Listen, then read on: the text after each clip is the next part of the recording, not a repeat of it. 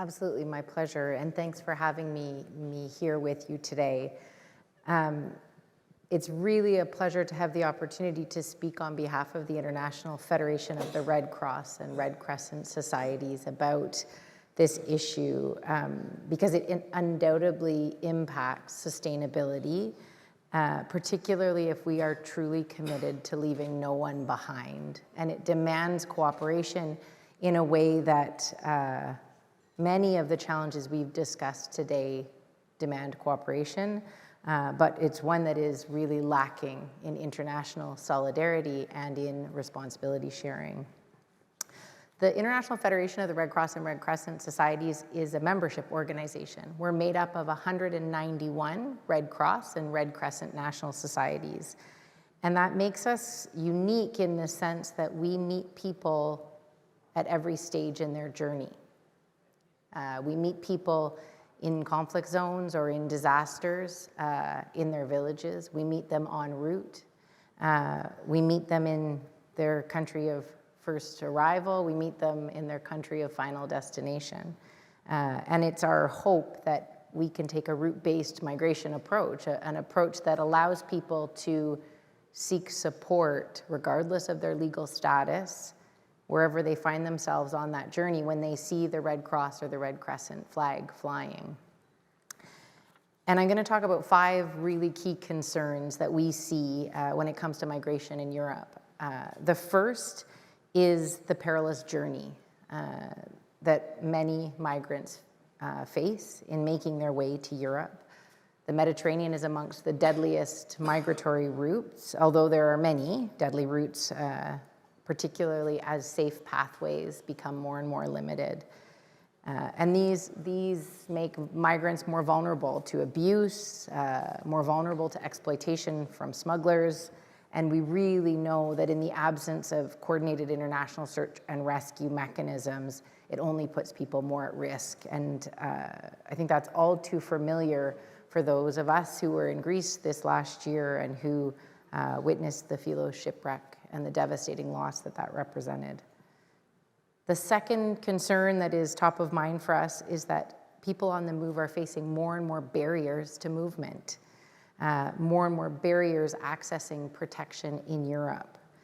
We're building walls and fences, and this reflects a troubling trend of heightened security measures along migratory routes. And it really raises questions about the humanity of those deterrents. The third concern that we have as the Red Cross and Red Crescent is the limited access to information and essential services for migrants along the route, particularly those without status, putting people on the move at risk of exploitation, abuse, suffering. And then we see as a fourth key challenge in destination countries, migrants and refugees facing numerous barriers, including language difficulties, as the Deputy Minister rightfully pointed out, insufficient knowledge of rights, legal and administrative challenges, and really all of those things are limiting people's access to health, access to education, and their inclusion in the labor market.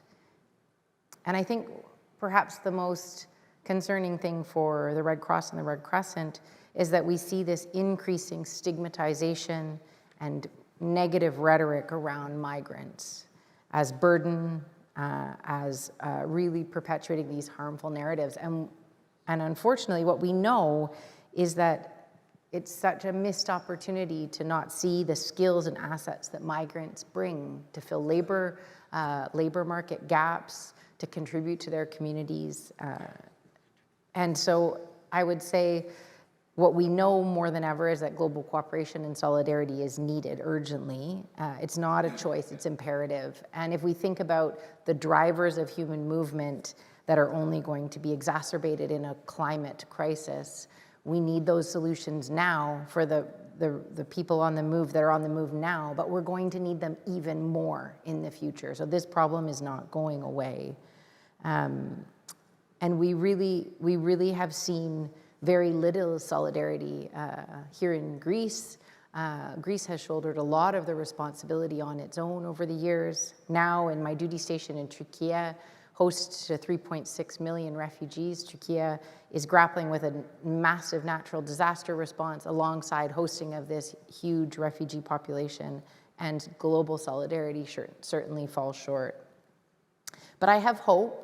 We've seen some examples in recent years, including the response to the Ukrainian refugee crisis, that show us that what is possible when there's political will and global cooperation and solidarity. European states came together very quickly to regularize the status of Ukrainian refugees and to support with resources and programming in response to that large-scale population movement. So we know it's possible. We know that solidarity is possible. But it takes political will, and I think it takes cooperation and collaboration. I think just the last thing I would say before I wrap up, because I'm mindful of time, is that the national societies, the Red Cross and Red Crescent national societies, along the migratory route really seek to provide humanitarian service points to those on the move. And that's really, really critical, but that's just one piece of the puzzle. And that will only be the Band-Aid until there are larger and more systematic solutions for migrants in distress, for refugees on the move.